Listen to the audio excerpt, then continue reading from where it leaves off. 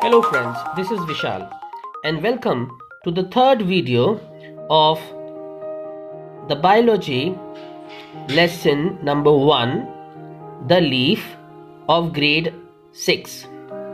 In the previous two videos we have studied about the parts of the plant and the leaf, its parts and functions. Today we are going to continue with this modification of leaf. As you can see here, modification of leaves. Sometimes the complete leaf or a part of the leaf is modified to perform a special function. Now we know in different situations or different habitat, the plant has to adapt so that it can survive and be successful in that particular habitat. And to make sure that it will survive, it has to adapt. And for adaptation, it is necessary that certain modifications are made in the plant. So today we are going to study about the modifications of leaf. The first one that we are studying here is leaf tendril. We know that each modification is done so that it can do a particular function. So for the performance of a particular special function, modifications are done. The first one we are going through here is leaf tendril. In case of certain weak stemmed plants, leaves or leaflets are modified into wiry, coiled structures called tendrils. Let's have a look at the structure here. Yes. So we can see here in the case of sweet potato, here certain wire-like structures have been formed. You can see here wire-like coiled structures. These are known as leaf tendrils. The reason why these have developed from leaflets is because the stem is weak. And since the stem is weak, to make sure that the plant can grow upright and all its leaves can be exposed to the sun, the leaf has to climb on some other support. It can be some other branch or some other structure which is near this plant, and for climbing it needs these tendrils to coil around and to hold on to that particular support so that the plant can grow in a particular direction. And since the stem is weak and cannot be rigid, this development of tendril we can see is to perform the act of holding on to certain rigid structures near the plant so that the plant can grow and climb up. So this is called as tendril, and it is actually a modification of leaf and leaflet. Let's go to the next one.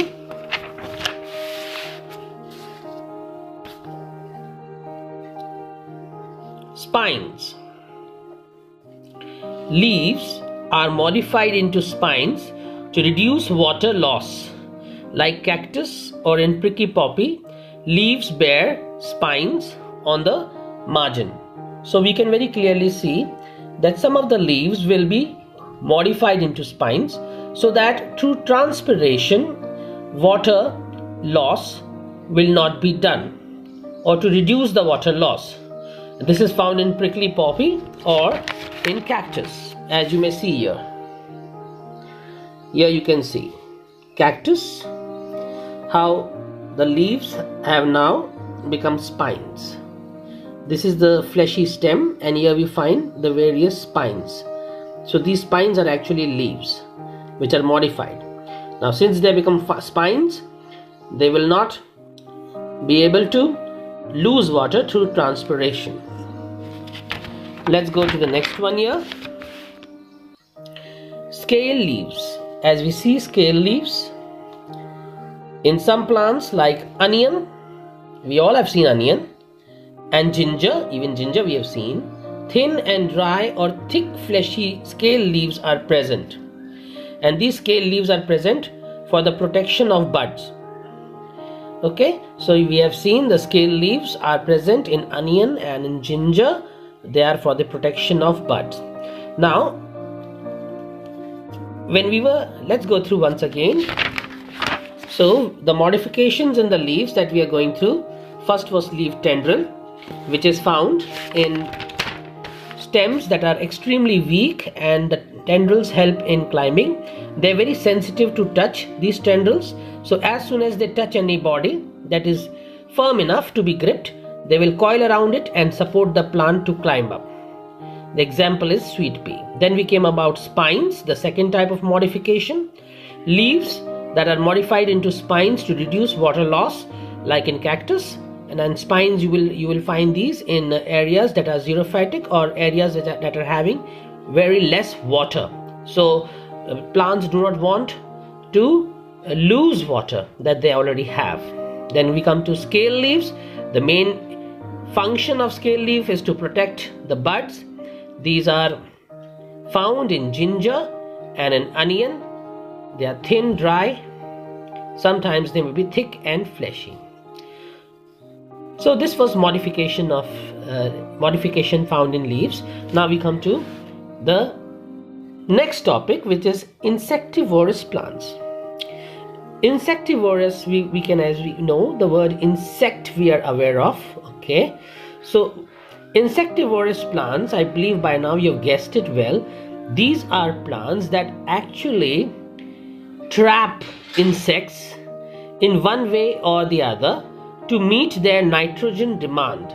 So generally we do not know plants to be non-vegetarian, or we do not consider that they will eat other organisms, but because in a particular place the soil is not rich with nitrogen, which is an important nourishment required for the plant, just to make sure that it can meet its nitrogen demand, it has made certain modifications in itself so that they can capture insects, and from the body of the insects they can get the nitrogen. First example here is pitcher plant. Pitcher, as we know, it is a structure just like a jug. You can see here, just like a jug, the structure, it's called like a pitcher here.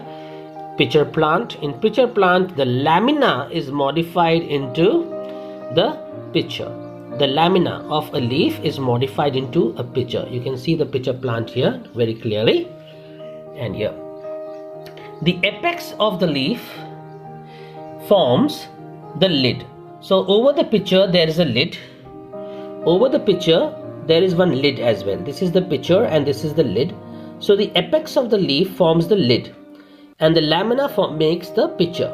Pitcher is made by lamina and the lid is made by the apex. Clear? Let's go further. And the petiole becomes leaf-like to manufacture food. So the petiole is green and the photosynthesis function is taken care of by it. Size of the pitcher may vary from 10 to 20 centimeters. When an insect like an ant sits on the rim of the pitcher, rim means at the edge, this edge here, you can see this edge, so this is the rim. So when an insect sits on the rim of the pitcher, suddenly the lid closes. So when the lid will close, the insect will get trapped. It will fall into the pitcher and it will be trapped inside the pitcher. At the bottom of the pitcher, enzyme juices are secreted which digest the animal protein. So then there are certain enzymes that digest the animal inside the pitcher. The pitcher plant is found in Garo and in Khasi Hills in Meghalaya. So generally these pitcher plants are found in Meghalaya. The soil in these areas is deficient in nitrates. The pitcher plant utilizes the insect's protein by converting it into nitrates, and therefore it helps the plant to get the necessary nitrates. The second one here is Venus flytrap. Venus flytrap, as you can see here, there's one fly also that is getting trapped. This is the Venus flytrap here. You can see here there are light of spines here on both the ends, and it's like a made of two flaps that will close against each other and trap the insect in between. So let's have a look. The leaves of Venus flytrap have long pointed hair. It is divided into two parts having midrib in between like a hinge. When an insect visits the leaf, it closes its two parts and traps the insect. So these two parts will close and the insect in between gets trapped. The insect is then digested by the digestive juices secreted by the plant. So once the insect is trapped, digestive juices will be secreted and the insect will be digested and the necessary nitrates will be absorbed by the plant. Then we come to bladderwort. Bladderwort has highly segmented leaves. So bladderwort has highly segmented leaves. You can have a look at the diagram given here. So this is where we look at bladderwort. I always suggest that when you're going through the video, you can always have the book handy if you have it with you, my dear students. So you can see the bladderwort very clearly mentioned here. Yeah. Some of the segments of these leaves form small bladder-like structures. The bladder has an entry point which can be closed. So it's just like a small pitcher, we can say. It has an entry point which closes as soon as the insect enters. And after that, the insect cannot come out. So the digestive juices are secreted and then the insect is digested and the necessary nutrients are absorbed by the plant. So we came to know about insectivorous plants. We came to know that pitcher plant that is found in Meghalaya. We found Venus flytrap. We came to know about bladderwort. So these are insectivorous plants. The diagrams are very well mentioned here. Pitcher plant, Venus flytrap and bladderwort. And here the bladder is given in a magnified form here as well. Then we come to the next topic, which is vegetative propagation in leaves. As the name suggests, vegetative propagation means that without the development of a seed or without sexual reproduction. So normally plants propagate with the help of seed contained in the fruit. This is normal. But in some new plants may also be produced from other parts of the plant, such as root, stem and leaves. So if a new plant is being formed other than the seed, apart from the seed or other than the seed, if a new plant is produced either from the root, stem or leaves, then we call it vegetative propagation. This reproduction is also known as vegetative propagation and it is also found in root, stem and leaves, but here we are dealing only with leaves. And the example we have here is Bryophyllum plant. As you can see here at the margin of the leaf, this is a fleshy leaf that is seen there. On that fleshy leaf, if you are able to see, the small buds have developed. These small buds have developed at the edge of the leaf. Now these buds may break from here and fall to the ground. When they fall to the ground, they will again develop as a new plant. Each bud here is capable to fall on the ground, and when it does, it is capable of making a new plant, giving rise to a new plant. So the new plant is coming not out of a seed but from a bud that is developing at the margin of a leaf, and therefore we call it again a case of vegetative propagation. Let's have a look at the text. Plant structures which reproduce vegetatively must have some stored food. So we can see these leaves are quite fleshy, so they may store a lot of food in them. Stored food and a few vegetative buds to form adventitious roots and new shoot leaves. So once they fall down, they will make roots and a new shoot and leaves. Leaves of some plants such as Bryophyllum and Begonia produce buds along their margins. When these buds fall in moist soil, they begin to grow as young tiny plants and plantlets. So we came to know about vegetative propagation as well. With that, we actually come to the end of this particular chapter when it comes to reading the text. this particular chapter actually has 3 activities. If we have a look here, activity 1 says carefully dig out a small plant like balsam from the soil, gently wash the portion which was under the ground with tap water. Take a large size beaker or tumbler containing some water, keep the plant in it with its underground parts submerged in water.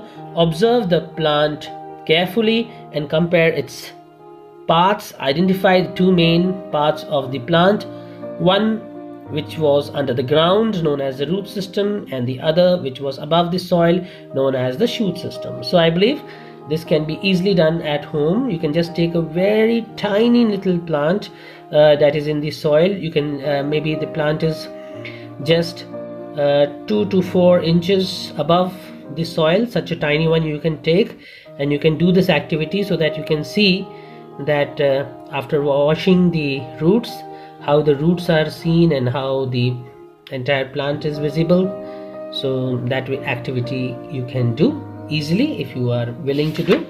It doesn't need much explanation, that's why I'm not going into it. Similarly, activity number 2, take a peepal leaf and soak it in vinegar or water for a few days. Change the water every second day. Rub the leaf with your fingers gently. The green portion of the leaf will come out by rubbing. You will observe a very fine network of veins. Dry it as it may contain moisture. You can use this leaf to make a birthday card for your friend.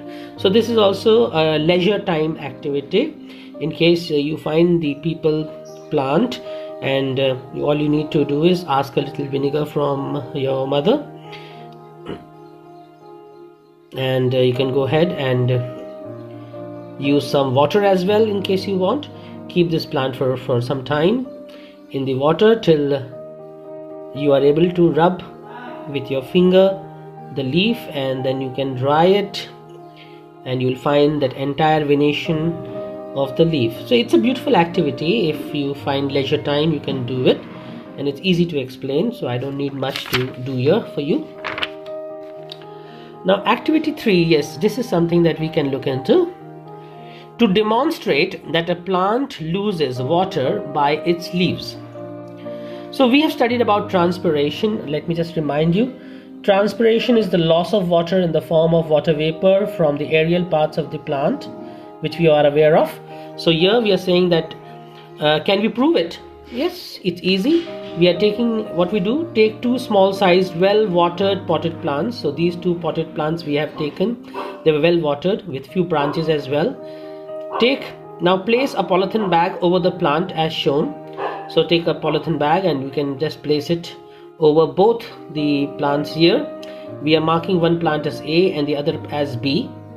Now we have to do a little destructive experiment here. Remove all the leaves from the plant B. So from plant B we have removed all the leaves, and then we have covered it with polythene bag, and then with a tight rubber we have sealed it as well.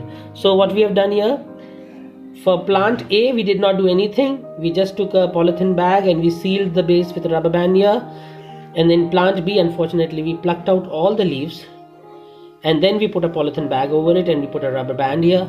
We marked A and B. A is with leaves, B is without leaves. And now let's have a look and see. Place the plant in sunlight and observe them after 4 to 5 hours or 4 to 6 hours. You will notice that the water droplets have appeared on the inner surface of the polythene bag over the plant A, which has leaves. And there are no water droplets appearing in the polythene bag of plant B, which has no leaves.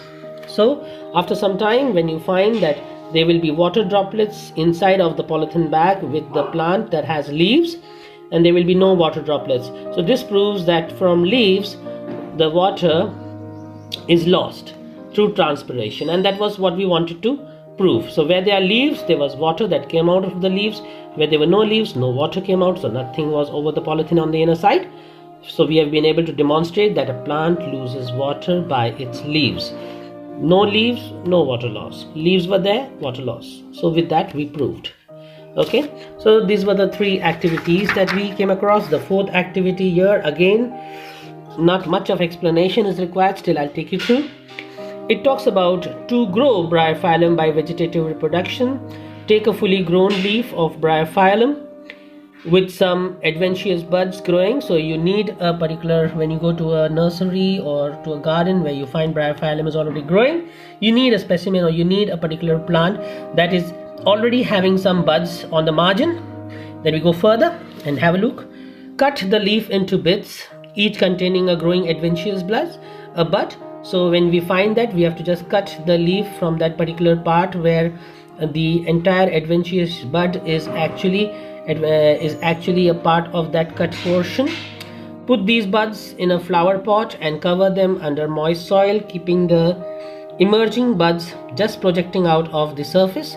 So it is just like that. We just cut this bud from here, put it into a earthen pot or a flower pot.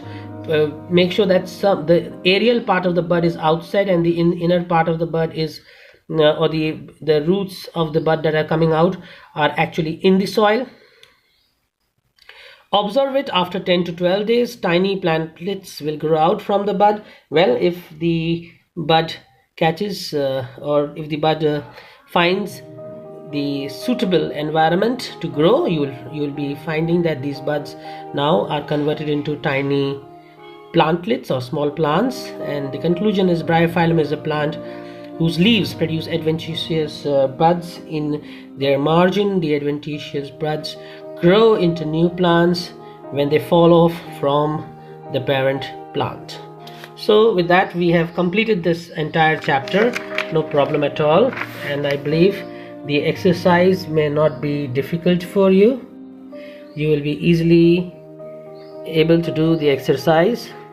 The long answers, all the long answers are available in the text that we have gone through. It will be not difficult for you. Just go through the questions and go through the text, and you can do the reading along with the videos that I have made for you. So there have been 3 videos where we have done word by word reading and explanation. I hope these video part 1, part 2 and part B of the leaf was helpful for you, and with that we have covered of this particular lesson. So thank you so much for watching this video. God bless you, and be in touch with your studies. So be safe, be smart. Thank you.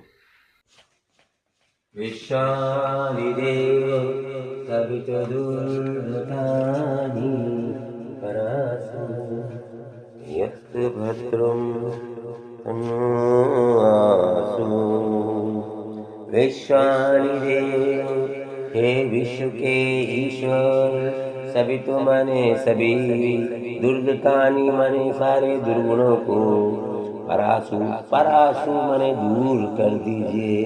यत भद्रम, जो हमारे भले के लिए हो उन्हें प्रदान कीजिए। यत भद्रम तन्न आसु।